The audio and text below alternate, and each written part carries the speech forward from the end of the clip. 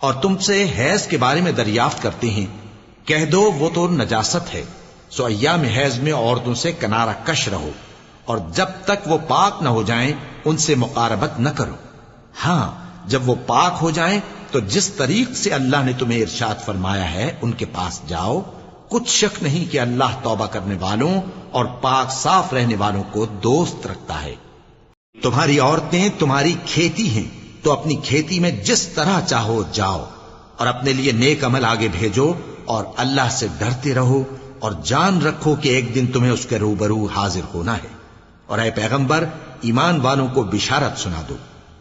اور اللہ کے نام کو اس بات کا ہیلا نہ بنانا کہ اس کی قسمیں کھا کھا کر سلوک کرنے اور پرہیزگاری کرنے اور لوگوں میں صلح و سازگاری کرانے سے رک جاؤ، اور اللہ سب کچھ سنتا ہے، جانتا ہے۔ اللہ تمہاری لغو قسموں پر تم سے مواخذہ نہیں کرے گا، لیکن جو قسمیں تم قصد دلی سے کھاؤ گے ان پر مواخذہ کرے گا، اور اللہ بخشنے والا ہے، بردبار ہے۔ جو لوگ اپنی عورتوں کے پاس جانے کی قسم کھا لیں ان کو 4 مہینے تک انتظار کرنا چاہیے۔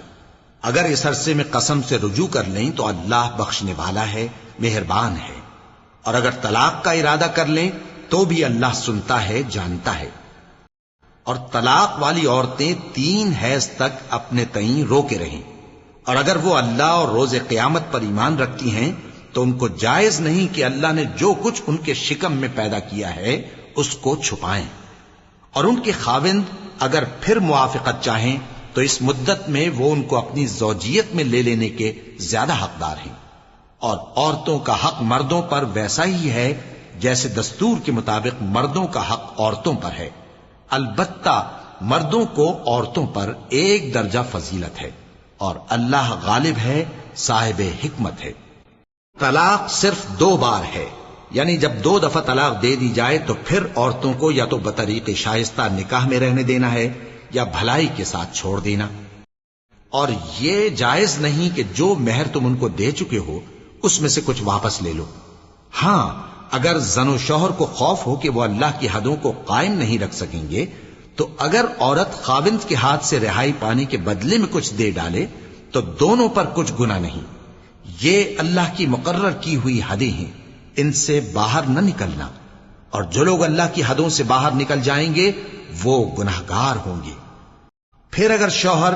2 طلاقوں کے بعد تیسری طلاق عورت کو دے دے تو اس کے بعد جب تک عورت کسی دوسرے شخص سے نکاح نہ کر لے اس پہلے شوہر پر حلال نہ ہوگی۔ ہاں، اگر دوسرا خاوند بھی طلاق دے دے اور عورت اور پہلا خاوند پھر ایک دوسرے کی طرف رجوع کر لیں تو ان پر کچھ گناہ نہیں،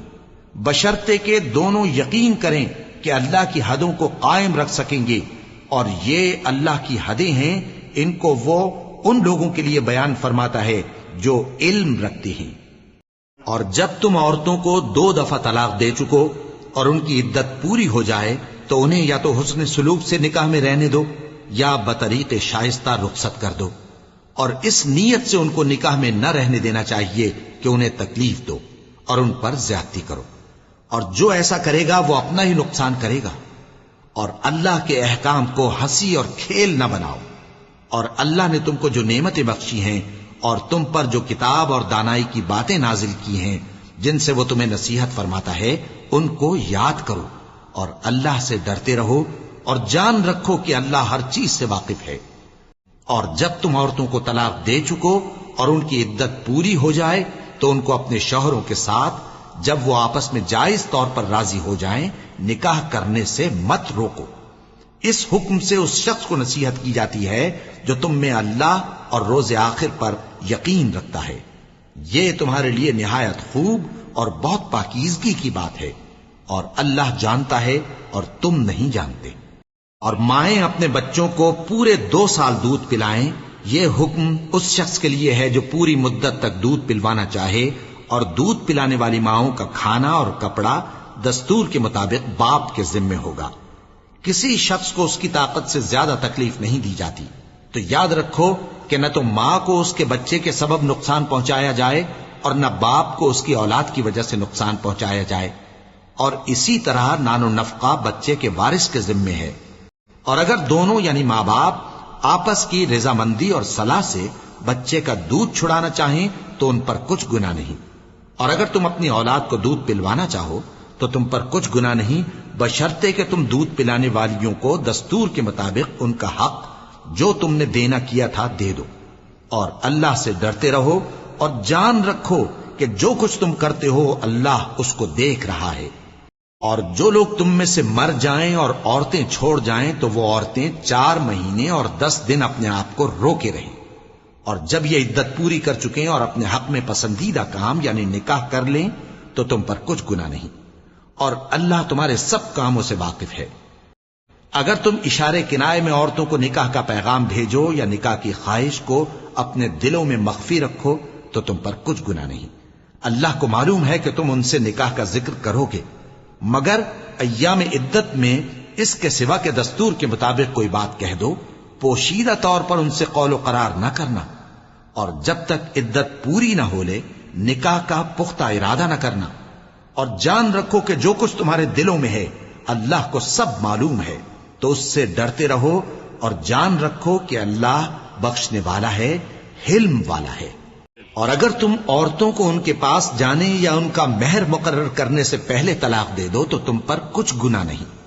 ہاں ان کو دستور کے مطابق کچھ خرچ ضرور دو، یعنی مقدور والا اپنے مقدور کے مطابق دے اور تنگ دست اپنی حیثیت کے مطابق، نیک لوگوں پر یہ ایک طرح کا حق ہے۔ اور اگر تم عورتوں کو ان کے پاس جانے سے پہلے طلاق دے دو لیکن مہر مقرر کر چکے ہو تو آدھا مہر دینا ہوگا، ہاں اگر عورتیں مہر بخش دیں یا مرد جن کے ہاتھ میں عقد نکاح ہے اپنا حق چھوڑ دیں اور پورا مہر دے دیں تو ان کو اختیار ہے، اور اگر تم مرد لوگ ہی اپنا حق چھوڑ دو تو یہ پرہیزگاری کی بات ہے، اور آپس میں بھلائی کرنے کو فراموش نہ کرنا، کچھ شک نہیں کہ اللہ تمہارے سب کاموں کو دیکھ رہا ہے۔ مسلمانوں، سب نمازیں خصوصاً بیچ کی نماز یعنی نماز عصر پورے اہتمام کے ساتھ ادا کرتے رہو اور اللہ کے آگے ادب سے کھڑے رہا کرو، پھر اگر تم خوف کی حالت میں ہو تو پیادے یا سوار جس حال میں ہو نماز پڑھ لو، پھر جب امن و اطمینان ہو جائے تو جس طریق سے اللہ نے تم کو سکھایا ہے جو تم پہلے نہیں جانتے تھے اللہ کو یاد کرو، اور جو لوگ تم میں سے مر جائیں اور عورتیں چھوڑ جائیں وہ اپنی عورتوں کے حق میں وصیت کر جائیں کہ ان کو 1 سال تک خرچ دیا جائے اور گھر سے نہ نکالی جائیں، ہاں اگر وہ خود گھر سے چلی جائیں اور اپنے حق میں پسندیدہ کام یعنی نکاح کر لیں تو تم پر کچھ گناہ نہیں، اور اللہ زبردست ہے، حکمت والا ہے۔ اور مطلقہ عورتوں کو بھی دستور کے مطابق نان و نفقہ دینا چاہیے، پرہیزگاروں پر یہ بھی حق ہے۔ اسی طرح اللہ اپنے احکام تمہارے لیے بیان فرماتا ہے تاکہ تم سمجھو۔